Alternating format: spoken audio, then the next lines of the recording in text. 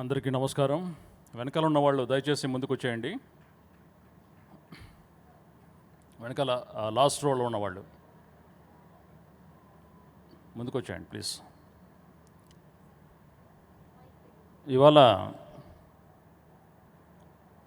ఈ ధ్యాన కార్యక్రమంలో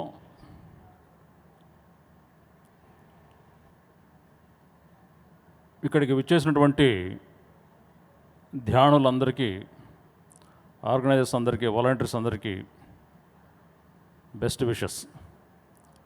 అండ్ సంవత్సరానికి ఒకసారి జరిగే ఈ తిరునాళ, ఈ ధ్యాన తిరునాళ లాంటిదే, ఒక రీయూనియన్ అన్నమాట. ఎన్నో ప్రాంతాల నుంచి, ఎన్నో జిల్లాలు, గ్రామాలు, రాష్ట్రాల నుంచి వచ్చినటువంటి ధ్యానులందరికీ ప్రత్యేకమైన ఆహ్వానం.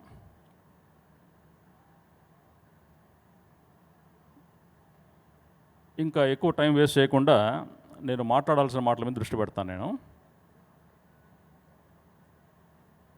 ఇక్కడ ధ్యానులందరూ కూడా శ్వాస అనే దాని మీద ఎక్కువ ఫోకస్ చేస్తున్నారు. దాని మీద ధ్యాస పెడితే అది ధ్యానంగా తయారవుతుందని చెప్పేసి గత ఎన్నో రోజులుగా, సంవత్సరాలుగా, ప్రాబబ్లీ జన్మలుగా చేస్తున్నారు అందరూ.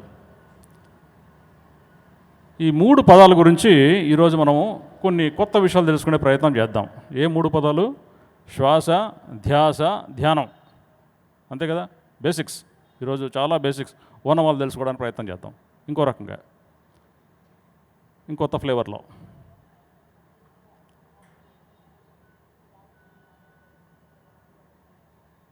శ్వాస అంటే ఏంటి? శ్వాస అంటే ఈ అట్మాస్ఫిరిక్ ఎయిర్ ఏదైతే ఉందో, గాలి, ఈ గాలి ఊపిరితిత్తుల్లోకి వెళ్ళే ఆ ప్రక్రియ ఉచ్ఛ్వాస, నిశ్వాస.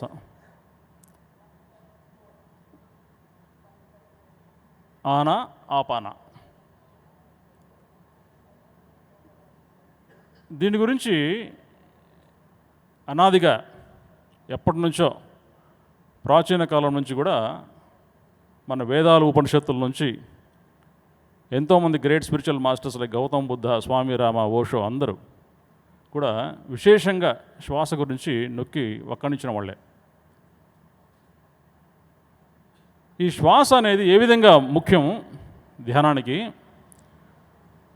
ధ్యానేతర సమయంలో ఉన్న శ్వాసకి, ధ్యానంలో జరుగుతున్న శ్వాసకి తేడా ఏంటి, ఏం జరుగుతుంది యాక్చువల్గా అనేది ఇక్కడ మెయిన్ సబ్జెక్ట్. మామూలుగా మనసు అస్తవ్యస్తంగా ఉన్నప్పుడు, అడ్డదిడ్డంగా ఉన్నప్పుడు, జాగరూక అవస్థలో ఉన్నప్పుడు దాన్ని విశ్వజ చైతన్య స్థితి అంటాం. జాగరూక కాన్షియస్నెస్, వేకింగ్ కాన్షియస్నెస్ ఇప్పుడు ఉన్నటువంటిది.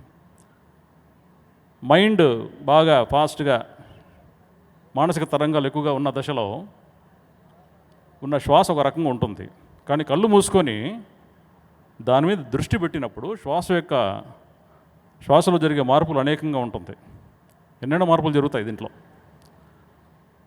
ఇప్పుడు నా మాటలు కూడా మీరు కళ్ళు తెరిచి వినే కంటే కళ్ళు మూసుకొని వినండి దయచేసి. ఇంకొంచెం బెటర్గా ఉంటుందేమో. ఎందుకంటే చూసేది ఏం లేదు ఇక్కడ. శ్రవణం కూడా ధ్యానమే. నేను మాట్లాడడం నాకు ధ్యానం, ఇప్పుడు మీరు వినడం ప్రస్తుతం ధ్యానం.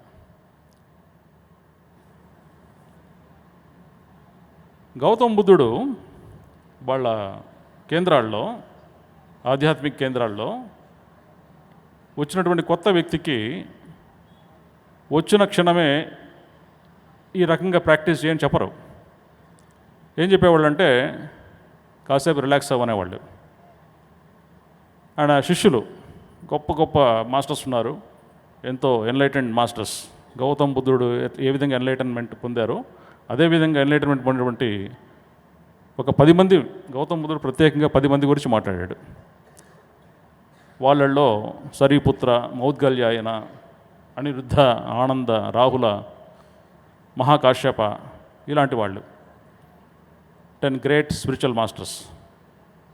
వీళ్ళు బుద్ధిస్ట్ కౌన్సిల్ ఫామ్ చేసి ఆయన టీచింగ్స్ అంది కూడా ధర్మ, అభిధర్మ, వినయ పీఠిక అనే ద్వారా ముందుకు తీసుకెళ్లారు.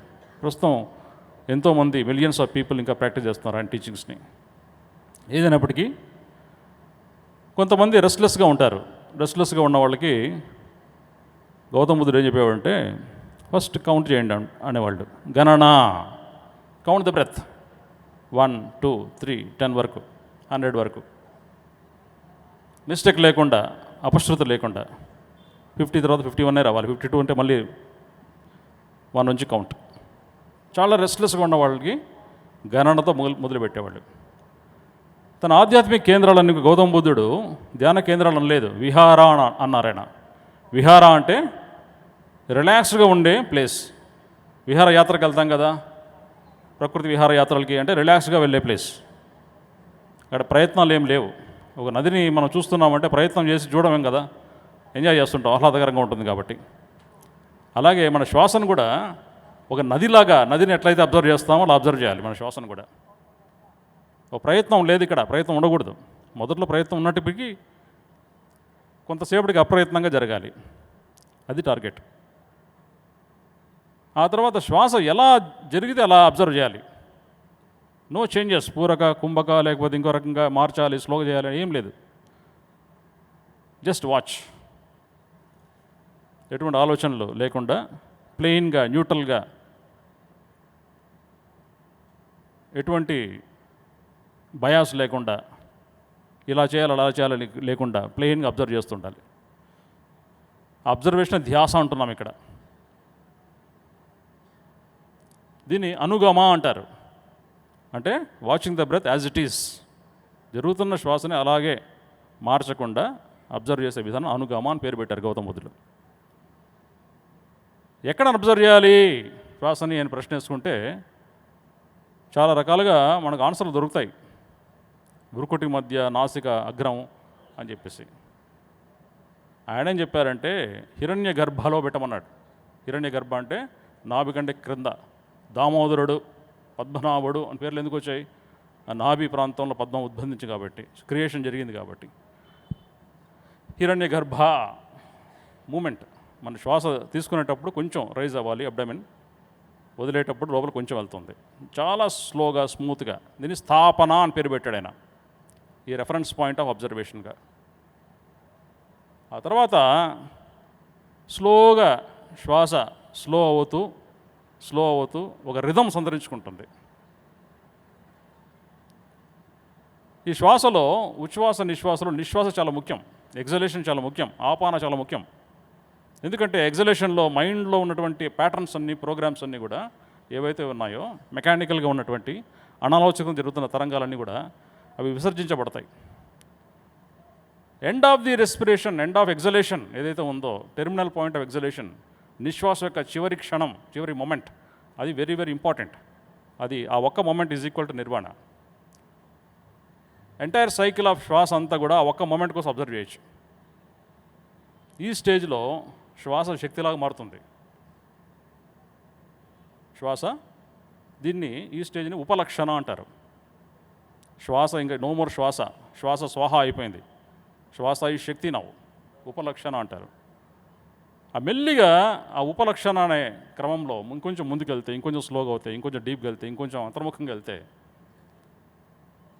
శ్వాస కాస్త శక్తి రూపం దాల్చిన శ్వాస చైతన్య స్థితిగా మారుతుంది. చైతన్య స్థితిగా మారేటువంటి శ్వాసని వివర్త అంటారు. అంటే నేను ఇంకా శ్వాస కాదు, శక్తి కాదు, చైతన్య శకలాన్ని, చైతన్యాన్ని, మహాచైతన్యాన్ని, నేనే చైతన్యం, నేనే అంతా అనే ఫీలింగ్ వచ్చేస్తుంది అంతర్ముఖంగా. అలా అర్థం చేసుకున్న తర్వాత శ్వాస చైతన్యంగా మారిన తర్వాత ఆ చైతన్య కేంద్రంలోకి వెళ్తుంది, మూల చైతన్యంలోకి వెళ్తాం. దీన్ని గౌతమ బుద్ధుడు ఓ పేరు పెట్టాడు, కుశాల మూల అని పేరు పెట్టాడు ఆయన. ఆ మూల చైతన్యంలో ఆధారాన్ని పట్టుకోవాలి హిరణ్య గర్భక్షేత్రంలో. ఆ కుశాల మూల జరిగిన తర్వాత మీ యొక్క మైండ్, మీ యొక్క హార్ట్, మీ యొక్క థాట్స్, మీ యొక్క ఫీలింగ్స్, మీ యొక్క ఇంటలెక్ట్, మీ యొక్క చిత్తం చైతన్యంగా మారే ఆ క్రమం, దాన్ని పరిశుద్ధి అని పేరు పెట్టారు. 7 స్టేజ్. పరిశుద్ధి అంటే purification, mental purification, emotional purification, belief systems అన్నీ ప్యూరిఫై అయిపోతాయి. ఆ పరిశుద్ధి జరిగిన తర్వాత అది 100% ఎప్పుడైతే రీచ్ అవుతుందో దట్ ఈస్ కాల్డ్ అస్ నిర్వాణ. ఇవి 8 స్టెప్స్ ఆఫ్ ఆనాపానసతి. వేదాలలో దీన్ని ప్రాణాపాన స్మృతి అనేవాళ్ళు. ఆనా అనే వర్డ్ లేదు సంస్కృతంలో. ప్రాణ 5 పంచవాయుల్లో ఒకటి కాదు. ప్రాణ అంటే ఎనర్జీ. ఆనా అంటే కూడా ఎనర్జీనే. ఆనస్, ఆనా ఆర్ ప్రాణ నుంచి వచ్చింది వాడే ఆనా. ఆపాన అనేది మన వర్టికల్గా డౌన్వర్డ్ వెళ్ళే ఆ పంచవాయుల్లో ఒకటి, downward movement of one of the air flows. ప్రాణాపాన స్మృతి. స్మృతి సంస్కృత పదం అయితే పాలీ భాషలో సతి అనేవాళ్ళు. స్మృతి అంటే ఏంటి? గుర్తుపెట్టుకోవడం మనకు అర్థం ఉంటుంది, అవేర్నెస్ మనకు అర్థం ఉంది. 2 అర్థాలు ఉన్నాయి స్మృతి అనే పదానికి. సో ఇక్కడ అవేర్నెస్ అనే దాని మీద మనం దృష్టి పెట్టాల్సి, అందుకే సతి అని పెట్టాడు కన్ఫ్యూజన్ లేకుండా గౌతమ బుద్ధుడు. ప్రాణాపాన స్మృతి టర్న్డ్ ఇంటూ ఆనాపాన సతి. ఇది శ్వాస జరగాల్సిన పద్ధతి. మళ్ళీ ధ్యాస. ఇక్కడ శ్వాస ముఖ్యమా ధ్యాస ముఖ్యం అని క్వశ్చన్ వేసుకుంటే ధ్యాస మోస్ట్ ఇంపార్టెంట్. శ్వాస ఎలాగో ఉంది, ఆ శ్వాస మీద ఎలా ధ్యాస పెట్టాలనేది ఛాలెంజ్ ఇక్కడ, అంతే కదా. ధ్యాస మోస్ట్ ఇంపార్టెంట్. ఆ ధ్యాస వల్లనే శ్వాసలో ఇన్ని మార్పులు జరుగుతాయి, ఇంత శక్తివంతులం అవుతాం. ధ్యాస కంటే ముందు స్టెప్ దృష్టి పెట్టడం. శ్వాస మీద దృష్టి పెట్టడం అంటే దాని మీద తదేకంగా చూడడం, అబ్జర్వ్ చేయడం, అటెంటివ్గా ఉండడం. దృష్టి నుంచి ధ్యాస తయారవుతుంది. చూడడం అనే దాని గురించి ఇంకొంచెం ధ్యాస అంటే ఇంకొంచెం ఫోకస్. ఆ ఫోకస్ ఎలా ఉండాలంటే ప్యాసివ్గా ఉండాలి. చిన్నపిల్లాడు ఎట్లా అబ్జర్వ్ చేస్తాడు? ఎటువంటి ఒపీనియన్స్ లేకుండా, జడ్జిమెంట్స్ లేకుండా, ఉన్నది ఉన్నట్టుగా తదేకంగా, ఈజీగా, ప్యాసివ్గా, జెంటిల్గా, కైండ్గా, ఒక చిన్న పిల్లలాగా, ఒక అనిమల్ లాగా, ఒక యోగిలాగా అంతర్ముఖంగా అబ్జర్వ్ చేయడమే యాక్చువల్ డెఫినేషన్ ఆఫ్ దృష్టి ఆర్ ధ్యాస. 2 దాతను మొదలవుతాయి. ఈ రెండిట్లో ప్రయత్నం ఉంటుంది కొంత. అక్కడ నేను అబ్జర్వ్ చేస్తున్నాననే ఫీలింగ్ ఉంటుంది, అబ్జర్వ్ చేయబడే శ్వాస కూడా 2 ఉంటాయి. ధ్యేయ ధ్యాత 2 ఉంటాయి ఇక్కడ. ఆధ్యాత్మికం అంటే ధ్యాత లేనటువంటి ధ్యానమే రియల్ ధ్యానం. ధ్యాత అంటే చేసేవాళ్ళు లేకుండా ఉండడం. నేను చేస్తున్నాను, చూస్తున్నాను అని ధ్యాస కూడా లేకుండా ముందుకెళ్తే అది ధారణలాగా జరుగుతుంది. ధారణ అంటే sustained attention turns into awareness. ఆ ధారణ కూడా ఒక 10%, 5%, 1% చేసేవాడు ఇంకా ఉంటాడు, చూడబడేది ఉంటుంది. ఆ 2 ఇంకా మిక్స్ కాలేదు, మెర్జ్ కాలేదు, యునైట్ కాలేదు, ఒకటి కాలేదు, ఇంకా ద్వైతంలోనే ఉంది, అద్వైతంగా తయారు కాలేదు. అద్వైతంగా ఎప్పుడైతే తయారవుతుందో, ఆ ద్వంద్వ స్థితి ఎప్పుడైతే పోతుందో, ఏకీకృతం అవుతుందో, అప్పుడు ప్రయత్నం డ్రాప్ అయిపోయింది, 100%గా డ్రాప్. దట్ ఈస్ ధ్యానం. ధ్యానం ఒక స్థితి. ఆ ధ్యాన స్థితి కోసం దృష్టి, ధ్యాస, ధారణ, ధ్యానంలో ప్రయత్నం 0. అంత ఏకీకృతం అయిపోయింది, పరిశుద్ధి స్టార్ట్ అయిపోయింది, కుశాల మూల మొదలైపోయింది, మూల చతుర్యాన్ని పట్టుకున్నాం, నిర్వాణ స్థితి అనుభవిస్తాం. అది ధ్యానం అంటే. అయితే ఈ ధ్యాన స్థితి ఎలా ఉంటుంది అనుభవించాలి, చెప్తే కాదు అది. ఈ ధ్యాన స్థితి గురించి మనం ఎలా ఉంటుంది అని ప్రశ్న వేసుకుంటే, ధ్యాన స్థితి అంటే ఆత్మిక స్థితి. అంటే నేను ఆత్మ, అంతే కదా. అహం బ్రహ్మస్మి అంటే ఏంటి? నేనే బ్రహ్మ చైతన్యం అంతా. I and my father are 1. ధ్యానం ముందు డిఫరెంట్, సపరేట్, డివిజన్ కాన్షియస్నెస్ ఉండేది, యునైటెడ్ కాన్షియస్నెస్ లేదు. I and my father are 1 చెప్పాడు జీసస్. అహం బ్రహ్మస్మి అని వేదాలు చెప్పాయి. అనల్ హక్ అని చెప్పాడు మన్సూర్ అల్ హలజ్. శూన్య పూర్ణో అని చెప్పాడు గౌతమ బుద్ధుడు. ఇవన్నీ ఒకటే. ఎవరు ఏం చెప్పినా, ఎంత గ్రేట్ మాస్టర్స్ చెప్పినా స్థితి ఆఫ్ ఆత్మ అంతా ఒకటే. ఆది శంకరాచార్య వారు ఈ ఆత్మ యొక్క స్థితి ఎలా ఉంటుంది, దీన్ని పదాల రూపంలో ఎలా పెడితే బాగుంటుందని చెప్పేసి కొన్ని రోజుల పాటు, నెలల పాటు బుర్ర బద్దలు కొట్టుకొని కన్ఫర్మేషన్ కోసం, గైడెన్స్ కోసం తన గురువు అయినటువంటి గోవింద పాదుల వారి దగ్గరికి వెళ్తే, శంకర ఇది నా వల్ల కూడా కాదు చెప్పడము, మా గురువు గారు అటువంటి గౌడపాద దగ్గరికి వెళ్దాము, ఆయన అయితే కరెక్ట్గా ఫ్రేమ్ చేస్తారు దీన్ని అని చెప్పేసి చెప్పారు. మనకు ఉన్నటువంటి 108 ఉపనిషత్తులు ఆర్ ఇంకా మోర్ ఉపనిషత్తుల్లో అన్నిటికంటే most important, crisp, compact, smallest ఉపనిషత్తు ఏదంటే మండూక్య ఉపనిషత్. దానిలో 13 స్టాంజాస్ ఉంటాయి అంతే. ఆ 13 స్టాంజాస్లో ఒక్క స్టాంజా అతి పవర్ఫుల్. అంటే ఆ ఒక్క స్టాంజాను మనం అర్థం చేసుకుంటే ఎంటైర్ ఉపనిషత్తును అర్థం చేసుకున్నట్టే లెక్క. అది ధ్యాన స్థితి లేదా ఆత్మిక స్థితి ఎలా ఉంటుంది అని చెప్పడానికి ఆయన వర్ణించినటువంటి వర్ణన. ఇది 3 జనరేషన్స్ వాళ్ళు, గౌడపాద, గోవిందపాద, ఆదిశంకరాచార్య వాళ్ళు ముగ్గురు కలిసి క్రియేట్ చేసినటువంటి మండూక్య ఉపనిషత్తులో ఆత్మిక స్థితి యొక్క వర్ణన ఈ విధంగా ఉంటుంది. దీంట్లో ఈ యొక్క స్టాంజాలో అగైన్ 3 లేయర్స్ ఉంటాయి. ఈచ్ లేయర్లో 6 వర్డ్స్, మొత్తం 6 × 3 18 వర్డ్స్ ఉంటాయి. ఈ 18 వర్డ్స్ తెలుసుకునే ప్రయత్నం చేద్దాం. అదే ధ్యాన స్థితి అంటే, ఆత్మిక స్థితి అంటే. నా అంతఃప్రజ్ఞ, నా బహిర్ప్రజ్ఞ, నా భూయతే ప్రజ్ఞ, నా ప్రజ్ఞాన ఘానం, నా ప్రజ్ఞం, నా అప్రజ్ఞం. 6 పదాలు. నా అంతర్ప్రజ్ఞ, నేను ఏదైతే లోపల ఉంది అనుకుంటున్నానో అది పూర్తి కాదు, అది కొంతనే, పార్షియల్, కంప్లీట్ కాదు, 100% కాదు. నా బహిర్ప్రజ్ఞ, బయట ఏదైతే చైతన్యం ఉందనుకుంటున్నానో అది కూడా కాదు నేను. నా భూయతో ప్రజ్ఞ, అంటే ఈ 2 కాంబినేషన్, ఉభయం కూడా నేను కాదు. అంతర్ముఖం బహిర్ముఖం 2 నేను కాదు. నా ప్రజ్ఞాన ఘానం, ఘనీపించినట్టు చైతన్యం కూడా కాదు నేను. నా ప్రజ్ఞం, నా అప్రజ్ఞం, చైతన్యం నేను ఏదైతే అనుకుంటున్నానో అది కాదు, ఏదైతే కాదనుకుంటున్నా అది కూడా నేను కాదు. చూడు, ఏది కాదో ఫస్ట్ డిస్క్రైబ్ చేశాడు ఆయన. దాంట్లో ఇంకొంచెం సీక్వెన్షియల్గా ఏది కాదో అనే దాని మీద ఎక్కువ దృష్టి పెట్టాల్సిన అవసరం ఉంది. కాబట్టి అదృష్టం అంటే కంటికి కనపడదు. ఈ ధ్యాన స్థితి కంటికి కనపడదు, ఆత్మిక స్థితి కంటికి కనపడదు. అవ్యవహారం, మన కర్మేంద్రియాల ద్వారా కూడా అర్థం చేసుకోలేం. అచింత్యం, ఆలోచన చేస్తే కూడా అర్థం కాదు. అలక్షణం, దీనికి ఎటువంటి ప్రాపర్టీస్ లేవు, లక్షణాలు లేవు. ఏం డిస్క్రైబ్ చేసినా రాంగే, కంప్లీట్ కాదు, పార్షియలే, టోటల్ కాదు. అగ్రాహ్యం, ఎన్ని రకాలుగా అర్థం చేసుకున్నా, డిస్కస్ చేసినా కూడా అర్థం కాదు. అవ్యపదేశం, ఎన్ని రకాల గోష్ఠీలు, ప్రవచనాలు విన్నా, చదివినా, కాంటెంప్లేట్ చేయడానికి ప్రయత్నం చేసినా కూడా అర్థం కానటువంటిది. అదృష్టం, అవ్యవహారం, అచింత్యం, అగ్రాహ్యం, అలక్షణం, అవ్యపదేశం. ఏ రకంగా కాదో అవన్నీ కూడా డిస్క్రైబ్ చేసాడు 6 పదాల్లో. ఒక్కొక్క పదం మీద మెడిటేషన్ చేస్తే కూడా మనకి ఎంతో డెప్త్లోకి వెళ్తాం. మరి ఏవి కాదో ఇన్ని 12 పదాలు చెప్పినప్పుడు ఏది ఇది అని చెప్పడానికి 6 పదాలు ఎంచుకున్నారు ఆయన. ఈ 6 పదాల నుంచే ఈ క్వాంటమ్ ఫిజిక్స్ కూడా ఉద్భవించింది. ఈ చెప్పబోయే 6 పదాలు నుంచే మన ష్రోడింగర్ కానీ, ఓపెన్హైమర్ కానీ, మ్యాక్స్ ప్లాంక్ కానీ, జర్మన్ ఫిజిసిస్ట్ అంతా కూడా స్టడీ చేసి రకరకాలుగా కాంటెంప్లేట్ చేసి కాంటెంప్లేషన్ ఉద్భవించిన ఐడియాస్ నుంచి క్వాంటమ్ ఫిజిక్స్ కూడా ఉద్భవించింది ఈరోజు.